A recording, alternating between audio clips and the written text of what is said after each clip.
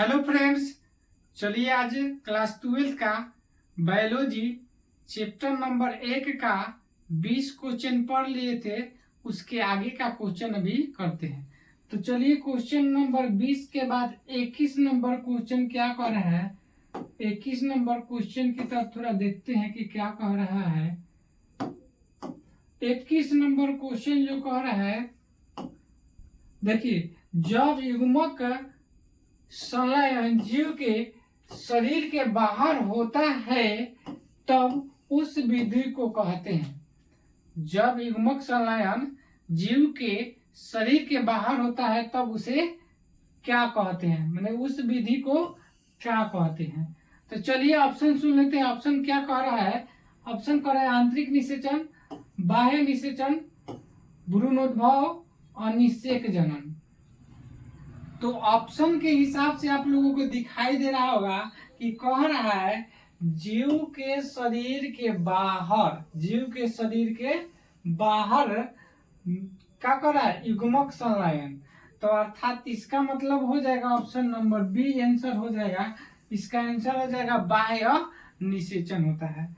चलिए थोड़ा सा निषेचन के बारे में जान लेते हैं कि निषेचन जो होता है, निषेचन किसे कहते हैं, निषेचन क्या होता है, इसके बारे में जान लेते हैं। तो देखिए निषेचन आप लोग पढ़े होंगे कि जब नर युग्मक और क्या मादा युग्मक क्या होता है, आपस में संलयन करता है तो इस प्रक्रिया को क्या कहते हैं? निषेचन कहते हैं। जो कि निषेचन में आप लोग पढ़े होंगे, निषेचन दो प्रकार के होता है, पढ़े होंगे। एक होता है आंतरिक निषेचन और एक होता है बाह्य निषेचन।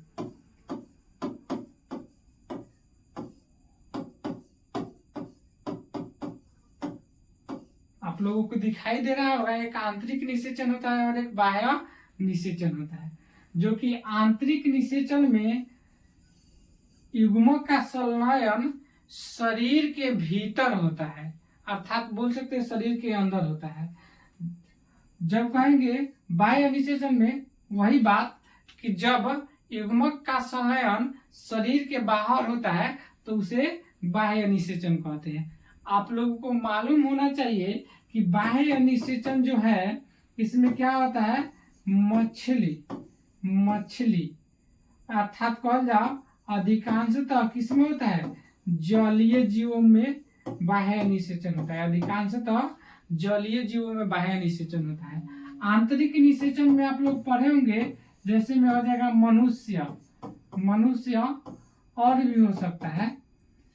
तो आप लोगों को मालूम होना चाहिए कि आंतरिक निषेचन शरीर के अंदर युग्मक का संलयन होता है और बाह्य निषेचन में जो होता है युग्मक का संलयन शरीर के बाहर होता है।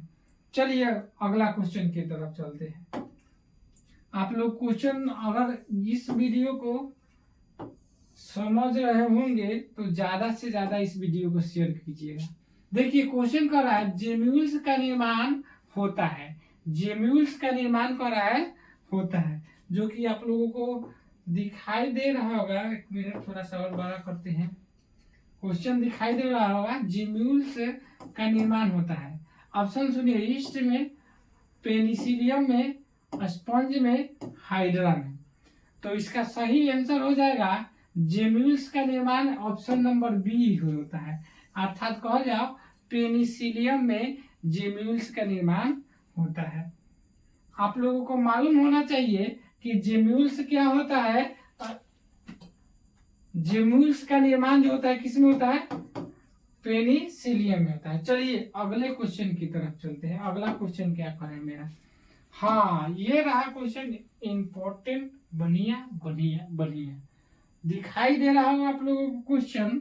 क्वेश्चन जो कह रहा है कि द्विखंडन पाया जाता है।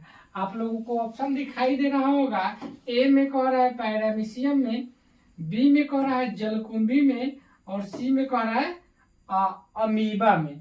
जो कि ऑप्शन देख रहे हैं अमीबा, और डी कह रहा है अमीबा तथा पैरामीशियम दोनों में। तो इसका सही आंसर आप लोगों को हो जाएगा ऑप्शन नंबर डी हो जाएगा, अर्थात अमीबा और पैरामीशियम दोनों में द्विखंडन होता है। बात समझ में आ रहा है आप लोगों को? अगर समझ में आ रहा है तो इस वीडियो को आप लोग ज्यादा से ज्यादा शेयर कीजिए। चलिए अगला क्वेश्चन देख लेते हैं। क्वेश्चन नंबर 23 क्या कह रहा है? हाँ, ये क्वेश्चन नंबर 24 है। क्वेश्चन नंबर 24 क्या कह रहा है? प्रोटिस्टा तथा मोनेरा में किस प्रकार का जनन होता है? प्रोटिस्टा तथा मोनेरा में किस प्रकार का जनन होता है? ऑप्शन सुनिए। कलिका, कलिकाएं, द्विखंडन, कोशिका विभाजन। ये आप लोगों को ऑप्शन दिखाई दे रहा होगा। थोड़ा सा और इसको ऊपर करते हैं, लाइट की वजह से थोड़ा दिक्कत होगा, यहाँ पे दिखाई दे रहा होगा। तो आपका जो सही आंसर हो जाएगा ऑप्शन नंबर डी हो जाएगा। इसका जो होता है कोशिका विभाजन द्वारा प्रोटिस्टा और मोनेरा में जनन होता है। आप लोगों को समझ में आ रहा होगा। चलिए क्वेश्चन नंबर 25 क्या कर रहा? हाँ, ये रहा इंपॉर्टेंट क्वेश्चन। ये ज्यादा से ज्यादा बार एग्जाम में पूछता है, तो आप लोग इसको ध्यान दीजिएगा। बंगाल का आतंक किसे कहा जाता है? बंगाल का आतंक किसे कहा जाता है? तो इसका जो होता है ऑप्शन सुनिए।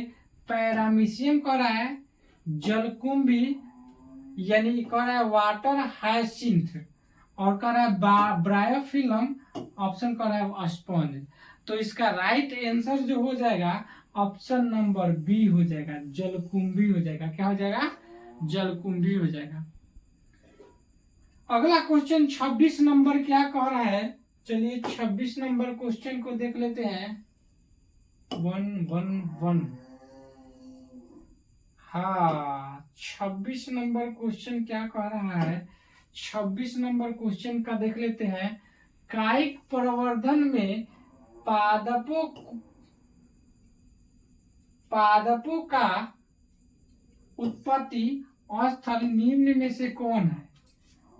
ये यहाँ पे ये नहीं होना चाहिए। पादप का जो होता है उत्पत्ति स्थल निम्न में से कौन सा होना चाहिए? चलिए समझिए।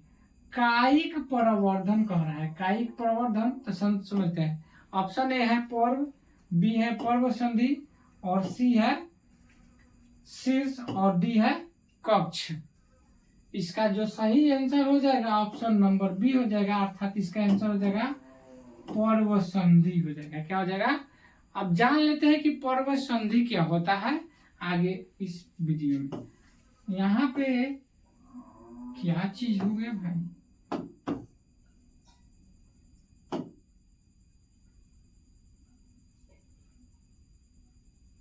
यहाँ पे खीरा ना बैठ गया है महाराज। खीरा बैठ जाता है तो अपने आप काम करने लगता है। हाँ, यहाँ पे दिखाई दे रहा होगा। चलिए 1 मिनट हम इसको समझा देते हैं, घबराइए मत। यहाँ से ऑप्शनों इधर उधर हो गए। हाँ, पर्व संधि घिराना चाहिए, न तो मामला गड़बड़ हो जाएगा। खीरा बैठ जाता है तो इधर उधर होने लगता है। तो चलिए पर्व संधि के बारे में हम लोग अभी जान रहे थे। देखिए, मान लीजिए कि एक बांस का पौधा आप लोग देखे होंगे, खूब बढ़िया से आप लोग बांस का पौधा देखे होंगे, तो देखिएगा इस पे गांठ गांठ बनल रहता है। क्या होता है? जगह जगह पे गांठ गांठ बनल रहता है। अब गांठ गांठ बनल रहता है तो देखिए, हई एगो गांठवा के बात कर जाएगा तो खाली इसका नाम रखते हैं पर्व। क्या नाम रखते हैं? पर्व। लेकिन देखिए यहाँ से यहाँ तक ले गांठ जुड़ल है, यहाँ से यहाँ तक ले गांठ जुड़ल है। थोड़ा सा कलर चेंज करके बताते हैं। यहाँ से देखिए, यहाँ से यहाँ तक गांठ जुड़ल है, यहाँ से यहाँ तक गांठ जुड़ल है, यहाँ से यहाँ तक गांठ जुड़ल है। तो ये जो गांठ एक दूसरे से जुड़ा है इसको बोलते हैं पर्व संधि बोला जाता है। क्या बोला जाता है? पर्व संधि। और कायिक जनन मतलब पता होना चाहिए, या कायिक प्रवर्धन या कायिक जनन हम बताए थे इसके पहले वाला वीडियो में, आप लोग देखे होंगे तो समझ में आ रहा होगा कि पेड़ पौधा का कोई भाग जैसे जड़ तना पत्ती से अलग होकर के एक नए पौधे का निर्माण होता है, उसे कायिक जनन कहते हैं। तो कायिक जनन, अब देखिए पेड़ पौधा का मान लीजिए यहाँ गांठ बन रहा है, इससे अलग होकर के क्या होता है, एक नया पौधे का निर्माण होगा। तो गांठवा तो से देखिएगा तो एक होता है, एक थोड़ा थोड़ा जड़ की तरह होता है, आप लोग देखे होंगे ध्यान से। तो यही चीज जो होता है पर्व संधि है, यहाँ से एक नया पौधा निर्माण होता है, तो ओकरे के कहते हैं पर्व संधि। चलिए अगला क्वेश्चन की तरफ चलते हैं।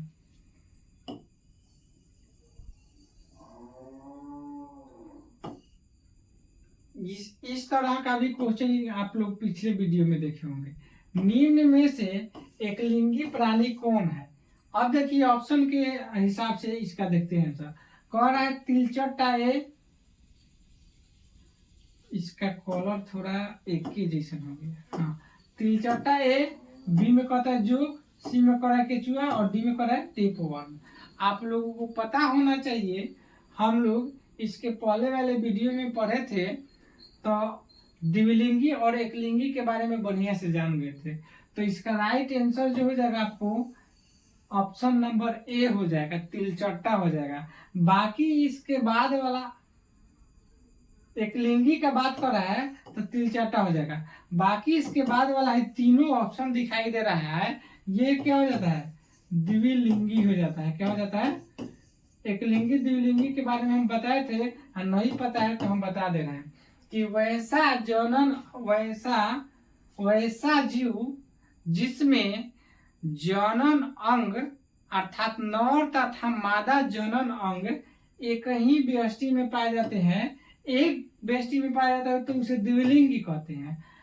वैसा जीव जिसमें नर तथा मादा जनन अंग अलग अलग व्यष्टि में पाए जाते हैं, उसे कहेंगे एकलिंगी जीव। ठीक है, आप लोगों की उम्मीद है कि इस चीज को बढ़िया से समझ पाए होंगे। चलिए क्वेश्चन ये 28 नंबर क्वेश्चन दिखाई दे रहा होगा। प्रोटिस्टा तथा मोनेरा में जनन किस प्रकार का होता है? ये डबल टाइपिंग हो गया है, आप लोगों को मालूम होना चाहिए। इसके पहले भी क्वेश्चन हम बताए हैं, थोड़ा उसको भी दिखा देते हैं। ये देखिए, ये रहा क्वेश्चन, यही क्वेश्चन उसमें भी है। चलिए तो उसको छोड़ देते हैं। 28 नंबर, 29 नंबर देखते हैं।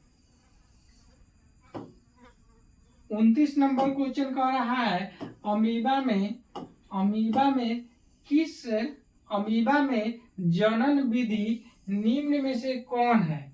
अमीबा में जनन विधि निम्न में से कौन है? ऑप्शन सुनिए। कोनिडिया, बी कह रहा है कोशिका विभाजन, सी कह रहा है द्विखंडन, डी कह रहा है जेम्यूल। तो इसका जो सही आंसर हो जाएगा ऑप्शन नंबर सी हो जाएगा। द्विखंडन द्वारा अमीबा में जनन होता है, द्विखंडन द्वारा अमीबा में जनन होता है। द्विखंडन का होता है वैसा विभाजन जिसमें कोशिका क्या होता है, दो खंडों में बट जाता है। क्या होता है, दो खंडों में बट जाता है। चलिए 30 नंबर क्वेश्चन देख लेते हैं। 30 नंबर क्या कह रहा है? 30वां क्वेश्चन आप लोगों को दिखाई दे रहा होगा। हाँ, 30वां नंबर क्वेश्चन देखिए। क्लोन शब्द निम्नलिखित में से किसे निरूपित करता है? क्लोन शब्द याद होना चाहिए, कल हम बताए थे कि अलैंगिक जनन में उत्पन्न संतति अपने जनक से बिल्कुल क्या होते हैं, समान होते हैं। तो यहाँ ऑप्शन सुनते हैं। ऑप्शन नंबर ए कह रहा है संतति जनक के समान हो, संतति आनुवांशिक रूप से एक समान हो, संतति आकारिकी दृष्टि से एक समान हो। तो मामला तो यहाँ एक समान के बात हो रहा है, सब में एक समान, इसमें हो रहा है समान। तो आकारिकी रूप से चाहे आनुवांशिक रूप से चाहे अपन जनक से, मतलब किसी भी तरह से एक समान है। तो हम लोग बताए थे कि आनुवांशिक रूप से अलैंगिक जनन में उत्पन्न संतति चाहे आकारिकीय रूप से अपने जनक के बिल्कुल समान होते हैं। तो कुल मिला के बात कर लेते हैं, जनक शब्द आ गया, अनुवांशिक शब्द आ गया और आकारिकी शब्द आ गया, अर्थात इसका आंसर जो होगा ऑप्शन नंबर डी होगा। ऑप्शन नंबर क्या हो जाएगा? डी आंसर हो जाएगा, उपयुक्त सभी हो जाएगा आंसर। तो उम्मीद है कि इस चीज को आप लोग समझ पाए होंगे। ये रहा चैप्टर 1 का 30 क्वेश्चन। इसके बाद वाला चैप्टर नंबर 2 का ऑब्जेक्टिव करेंगे। तो आज जो है टॉप 30 क्वेश्चन हम लोग चैप्टर नंबर 1 में पढ़ लिए। तो इस वीडियो को ज्यादा से ज्यादा शेयर कीजिएगा और अपने कॉपी में लिख लीजिएगा जितना भी ऑब्जेक्टिव क्वेश्चन कराए हैं। अभी तक 30 क्वेश्चन हम ऑब्जेक्टिव करा चुके हैं। मात्र 3 वीडियो में 10-10 गो करके है। आप लोग इसको अच्छे तरीके से अपने कॉपी में लिख लीजिएगा। आज के लिए इतना ही, मिलते हैं अगले वीडियो में।